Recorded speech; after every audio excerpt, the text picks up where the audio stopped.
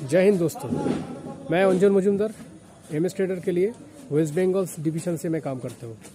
इस वीडियो के माध्यम के ज़रिए आप देखेंगे किस तरह एमएस ट्रेडर के अंजान मजुमदार जो वेस्ट बंगाल डिवीज़न के स्क्रैप कोऑर्डिनेटर हैं उनको क्या क्या अनुभव करना पड़ा, किस तरह एक स्क्रैप कोऑर्डिनेटर की ज़िंदगी होती है और इस पीपी रफिया की गाड़ी लोड करते वक्त क्या क्या चैलेंजेस फेस हुए।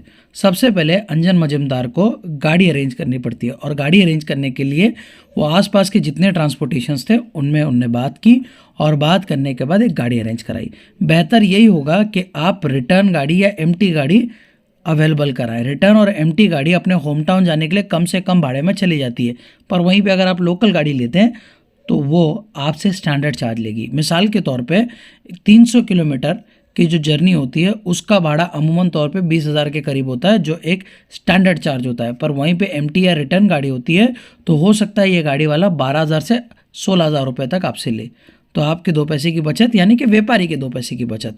अब ये जो गाड़ी है ये 10 चक्का गाड़ी है और ये 10 चक्का गाड़ी में आराम से अगर छोटे बंडल की मैं बात करूँ तो 6 से 9 टन माल बैठ जाता है। हर वीडियो की तरह इस वीडियो में भी मैं एक अलग टॉपिक पे बात करूंगा जो प्लास्टिक स्क्रैप से जुड़ा हुआ है और जो वाकई में आपको हैरान कर देगा। आप सब ने कुछ हफ्ते पहले मेरे इंस्टाग्राम की एक रील को देखा होगा और अगर अभी तक आपने नहीं देखा है तो डिस्क्रिप्शन बॉक्स में इंस्टाग्राम के लिंक दिए हैं, जाके हम पे फॉलो कीजिए और वो रील देखिएगा। वो रील में मैंने साफ तौर पे बताया था कि प्लास्टिक स्क्रैप इंडस्ट्री का मार्केट क्यों डाउन चल रहा है, क्या वजह है, क्यों दिवाली के कारण प्लास्टिक स्क्रैप का इंडस्ट्री डाउन होता है। तो आप फटाफट जाके वो रील देख लीजिएगा। दिवाली से 15 दिन पहले और दिवाली के 15 दिन बाद अंगड़िया बंद होता है और अंगड़िया एकमात्र ऐसा जरिया है जहां से कैश ट्रांजैक्शंस हो सकते हैं और ये कैश ट्रांजैक्शन प्लास्टिक इंडस्ट्री में लगभग 60% के करीब व्यापारियां करते हैं। तो जब अंगड़िया बंद होता है तो कैश के ट्रांजैक्शंस जो है लिक्विफाइड नहीं हो पाते हैं, वो चलन में नहीं आ पाते हैं, जिसके कारण मार्केट धरा का धरा रह जाता है। बड़ा सा बड़ा व्यापारी माल खरीद नहीं पाता, छोटे से छोटा व्यापारी माल बेच नहीं पाता और यहीं पे आपको फ़ायदा उठाना है मौके की नज़ाकत को देखते हुए। आज अंजुम मजुमदार जो है इस कबाड़ वाले से पीपी रफिया की गाड़ी लोड करा रहे थे। ये पीपी रफिया तकरीबन 40 टन के करीब उसके पास स्टॉक हो गया और 1 महीना वो अपने गोडाउन में होल्ड नहीं कर सकता, क्योंकि अगर वो 1 महीने तक अपने गोडाउन में होल्ड करता है तो देयर आर हाई पॉसिबिलिटी कि उसे दिक्कत आ सकती है, क्योंकि उसे और भी जगह से माल कलेक्ट करना होगा और उसके लिए पेमेंट की चलन चाहिए और पेमेंट चलन में नहीं है क्योंकि माल में पैसा अटका हुआ है। तो ऐसे वक्त में इस व्यापारी का आप भी फ़ायदा उठा सकते हैं, जैसे मैं उठा रहा हूँ, जैसे कंपनी उठा रही है। और business is pure business. Business का मतलब ये होता है कि आप भावताव करें और सौदा करें, फिर सामने वाला 2 रुपये में मान रहा है या 10 रुपये में, तो इस बात का आपको ख्याल रखना है। ये रफ़िया अमूमन तौर पे इस कैटेगरी के रफ़िया आपको आग बन करके ईस्टर्न इंडिया में तकरीबन 6.5 रुपये पर केजी से 8 रुपये पर केजी तक मिल सकता है, पर यही रफ़िया हमने 3.5 रुपये पर केजी में उठाया और उसकी वजह ये थी कि इस बंदे के पास 40 टन स्टॉक में पड़ा हुआ था और 40 टन स्टॉक में पड़ने के बावजूद भी इसका माल बिक रहा नहीं था। तो ऐसे वक्त में इसके पास पर्याय क्या था कि माल सस्ता से सस्ता बेच सके और सस्ते सस्ता बेच के अपने पैसे निकाले। ये बंदा जहाँ से माल कलेक्ट करता है वहाँ से 1.5 रुपये, 2 रुपये, 2.25 रुपये पर केजी में लेके आता है और इसमें अच्छी अच्छी गोनी शॉर्टिंग करके ये उसे नग पे बेचता है, यानी कि उससे वो मुनाफा कमा लिया होता है। ये ऊपर की उसकी मलाई है। तो इस मलाई को मजबूरी में उसे बेचना पड़ रहा है क्योंकि मार्केट में पैसे चलन में लाने। तो 3.5 रुपये पर केजी से हमने ये माल खरीदा। अब ये माल 3.5 रुपये पर केजी से खरीदने के बाद जिस व्यापारी को हमने ये माल बेचा उस व्यापारी से साफ तौर पे कहा था कि इस माल को 40 दिन से पहले मार्केट में बिकाने के लिए उतारना नहीं, तब तक के लिए आप इस माल को शॉर्टिंग कर लो, क्योंकि इसमें भले अच्छी अच्छी गोनियाँ व्यापारी ने पहले ही निकाल दिए पर इसमें बड़े बड़े फाले आपको निकल जाएंगे और ये फाले खास तौर पे उन व्यापारी के लिए काम आते हैं जो बोरा और झोला बनाते हैं और ईस्ट ऑफ द इंडिया में बोरा और झोले बनाने वाले व्यापारी बहुत हैं। तो सबसे पहले ये माल को छटाई कराइए और छटाई कराने के बाद इसको वॉश कीजिए और वॉश करने के बाद ग्राइंडल बनाइएगा, तब जाके आपकी 1 नंबर क्वालिटी होगी। और मेरी बातों पे अमल करने के सिवाय आपके पास दूसरा पर्याय नहीं है। यही माल को हमने 3.5 रुपये पर केजी में ख़रीदा था और 17 रुपये में पाउच इस माल को दे दिया। 17 रुपये पाउच से मुराद कि 17 रुपये पर केजी में सामने वाले व्यापारी को बेचा।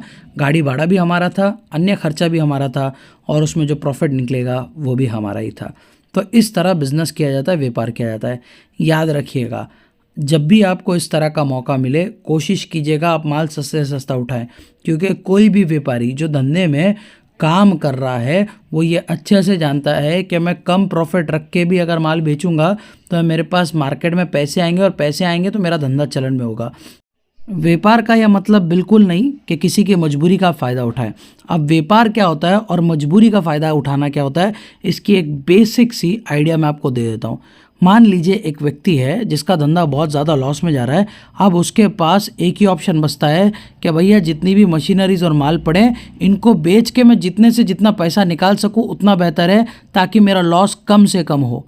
अब ऐसे में अगर आप उस व्यक्ति का फ़ायदा उठा रहे हो और सस्ते से सस्ता माल खरीद रहे हो तो आप उसकी मजबूरी का फ़ायदा उठा रहे हो, आप अपना फ़ायदे के लिए उसका नुकसान कर रहे हो। पर दूसरी जगह मार्केट डाउन होने के कारण व्यापारी के पास कोई ऑप्शन नहीं है, उसे माल बेचना पड़ेगा ताकि वो माल बेच के वो पैसे से और माल खरीद के अपने धंधे को चलन में रखे। वरना हर एक व्यापारी नज़दीक के फ़ायदे से ज़्यादा दूर का नुकसान सोचता है। अभी जो 20 से 40 टन माल कंपनी में अवेलेबल है, अगर वो सस्ते में बिक भी जाता है, थोड़ा कम मार्जिन में बिक जाता है, या जितने में ख़रीदा उतने में भी बिक जाता है, तो भी मेरे हाथ में मेरा कैपिटल आ जाएगा, जिससे मैं मार्केट में और भी माल खरीद पाऊंगा। और अगर मार्केट में मैं और माल उन व्यापारियों से नहीं खरीदूंगा तो वो छोटे छोटे व्यापारी किसी और व्यापारी को जाके माल बेचेंगे, और ऐसे वक्त में मेरा व्यापारी टूट जाएगा। तो बंदा आगे की सोचता है, और ऐसे व्यापारियों के साथ अगर आप भाव ताव करके सौदा डन करते हो और उनसे सस्ते सस्ते माल खरीदते हो तो आपका ही फ़ायदा है और उसका भी। कोई भी व्यापारी जो धंधे में अच्छे से घुस चुका है, मिल चुका है, वो व्यापारी आपको कभी भी घाटे का सौदा नहीं करेगा। वो झूठ ज़रूर बोलेगा कि भैया मेरा तो लॉस हो रहा है, मेरे को 1 रुपया भी नहीं छूट रहा है, पर यह बात याद रखिएगा, अगर 1 रुपया छूटता नहीं तो वो धंधा नहीं, अनाथ आश्रम खोल के बैठता समाज सेवा करने के लिए। और अगर आप भी इस तरह का व्यापार करके फ़ायदा उठाना चाहते हैं तो इन बातों का भी ख्याल रखिए। जिस तरह आपको ज्ञान है मार्केट के उतार चढ़ाव का, उसी तरह उस व्यापारी को भी ज्ञान है जो आपसे माल खरीद रहा है। तो ऐसे वक्त में कहीं आपके साथ ऐसा नहीं हो कि यहाँ से माल खरीदा और वहाँ पे लॉस खाया बेचते वक्त। इसी के लिए अंजुम मजूमदार को ये स्ट्रिक्ट इंस्ट्रक्शन थे कि भैया आप गाड़ी वहाँ पे डिलीवर करो, वहाँ पे उतरो, सामने अपने माल खाली करवाओ। वरना कई बार व्यापारी ऐसे मौके का फ़ायदा उठाने के लिए कहते हैं ये क्या माल बेच दिया, इसमें चिंदी है, कचरा है, पत्थर है, हमें ये नहीं चाहिए, वापस लेके जाओ। गाड़ी का भाड़ा नहीं देगा, गाड़ी का ट्रांसपोर्ट वाला आपको परेशान करेगा। हालांकि एमएस ट्रेडर पूरे पेमेंट पहले ही ले लेता है, भले माल उसने इस बार पहुँच में दी हो तो भी। पर एमएस ट्रेडर ने इस बात का ख्याल रखा कि ये आपको सिखाने के लिए और अनजान मजूमदार को ये बात सीखने के लिए हमने ये प्रोसेस फॉलो की। अगर आप ये प्रोसेस नहीं फॉलो कर पाते, आपका कोई बंदा नहीं है जो ये वेरीफाई करके आप दे सके, तो ऐसे वक्त में आप जो है सामने वाले व्यापारी को बोलिए वीडियो कॉल करके चालू रख, और जब तक पूरी गाड़ी अनलोड नहीं होती है तब तक मुझे वीडियो कॉल पे दिखा। इससे व्यापारी आपसे झूठ बोल नहीं पाएगा और आपका लॉस हो नहीं पाएगा। ये बात का आप ख्याल रखिएगा। अब साथ ही साथ अब अंजुम मजूमदार की ज़ुबानी सुनिए कि उसका कैसा क्या अनुभव था, और उसके साथ साथ अनजान मजूमदार से मिलने एक व्यक्ति वेस्ट बंगाल का आया था, उसका ओवरऑल अनुभव एमएस ट्रेडर्स के साथ क्या था और किस तरह की जानकारी उसे मिली। जय हिंद दोस्तों, नमस्कार। मैं अंजुम मजूमदार वेस्ट बंगाल से एमएस ट्रेडर के लिए काम करता हूँ। ये गाड़ी हमने 1 दिन पहले हमने लोड किया थे, आज ये गाड़ी हमारा अनलोडिंग होगा। तो मैं यही कहना चाहता हूँ आप सभी को, एमएस ट्रेडर ऐसा एक कंपनी है जो गाड़ी जो लोड होता है वहाँ पर भी कोई स्क्रैप कोऑर्डिनेटर रहता है, और उसके बाद जब खाली होता है तब भी कोई ना कोई कंपनी का स्क्रैप कोऑर्डिनेटर वहाँ पर रहता है। एक्चुअली खान साहब का यही कहना है, हमारा जो क्लाइंट है वो क्लाइंट को हम लोग अच्छे ढंग से सही क्वालिटी का माल दे पाए। और हमारा जो एमएस ट्रेडर का जो रूल्स है वो है, हम जो बोलते हैं वीडियो में, जो हम दिखाते हैं कस्टमर के पास, वही माल हमारा जाता है। ऐसा कभी नहीं होता जो हम वीडियो में दूसरा माल दिखाता है और कस्टमर के पास दूसरा माल जाता है। तो आप सभी को मैं यही कहना चाहता हूँ, एमएस ट्रेडर के जो खान साहब, मोनिश भाई और जितने भी कोऑर्डिनेटर है, वो जो माल आपको वीडियो या फ़ोटो के तरह आपको दिखाएंगे वही माल आप उनके पास से जब लोड हो अनलोडिंग होगा तो आप 100% वही माल आप उनके पास से पाएंगे। जय हिंद दोस्तों, मैं Anjun Majumdar MS trader West Bengal के लिए काम करता हूँ। एमएस ट्रेडर कंपनी का वेस्ट बंगाल का एक सिपाही हूँ। आज मेरे पास खान साहब ने, मेरा ही बंगाल का एक भाई है जो नया बिजनेस स्टार्ट करने वाला है, उनको भेजा है। तो आप सुन लीजिए उनका अनुभव, एमएस ट्रेडर कंपनी का कैसे नया युवक को आगे बढ़ा रहा है, सब कुछ उनके ही मुंह से आप सुन लीजिए। तो सर, आपका नाम बोलिए। मेरा नाम है बशीर अहमद, मैं वेस्ट बंगाल का रहने वाला हूँ। बीरभूम डिस्ट्रिक्ट का छोटा सा शहर का। तो आप पहले क्या काम करते थे? पहले मैं एक मेरा चिमना भट्टा था, थोड़ा बड़ा कसर खत्म था, वही में मेरा बिजनेस था। अच्छा, उसके बाद आप हमसे कैसे कांटेक्ट किए? उसके बाद ये जो मैं पहले बिजनेस करता था उतना सक्सेसफुल नहीं हुआ। उसके बाद मैं मोबाइल से यूट्यूब में देखा खान साहब का, एमएस ट्रेडर्स का, मैं यूट्यूब का वीडियो देखा। मैं बहुत मेरे को अनुप्राणित हुआ, मतलब बहुत अच्छा लगा वीडियो देख के, मेरा दिल खुश हो गया। ये बिजनेस अगर मैं करूंगा तो लाइफ में कुछ करना पड़े, इसमें कुछ मैं खड़ा हो जाऊंगा, कुछ बन जाऊंगा। तो खान साहब को आपने कॉल किए थे उस टाइम? मोबाइल के यूट्यूब के जरिए मैं नंबर लेके मैं मोहनिस भैया और खान साहब को मैं फ़ोन किया था। तो उन्होंने आपको कैसे सहायता किया? तो बहुत अच्छी तरह खान साहब जब पहले फ़ोन किया तो मेरा नाम बायोडाटा पूछ लिया था, और मैं जब बोला दाना मशीन करना चाहता हूँ, उन्होंने बहुत खुश हुआ। जी ठीक है, तुम जितना कोशिश करना है करो, मैं तुम्हारा पीछे खड़ा हूँ, जो कुछ लगेगा, जो कुछ करना है, सब कुछ मैं हम लोग करूँगा, तुम आगे बढ़ते रहो। ये मेरे को बहुत अच्छा लगा, और उसी टाइम से मैं ये दाना मशीन के चलते मैं आगे बढ़ रहा हूँ। तो मेरे से कैसे कांटेक्ट हुआ आपका? अंजन में से कांटेक्ट हुआ, मैं खान साहब से बात किया।